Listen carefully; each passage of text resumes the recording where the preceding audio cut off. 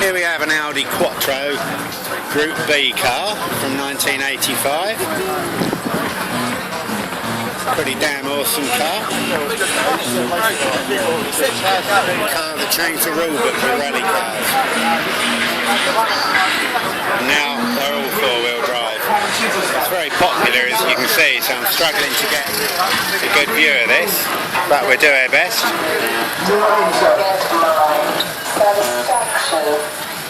You're number 3, you must have scanned in number 3 first. This particular model is the short wheelbase version. The saloon versions are a bit longer. 18 and 3. We'll give our new drivers, guys, with your brand new internationally recognised driving licences.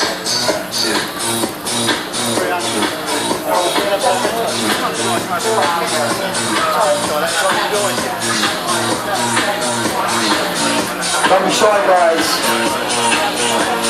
You need to scan your licences in, guys. Should you get your licences from over there? View most of the other you need to get your licences competitors. over there and then you can scan in and race, guys. Remember, guys, your licences aren't reusable. Don't just dump them. If you keep holding them and you want to race them, all you have to do is go over to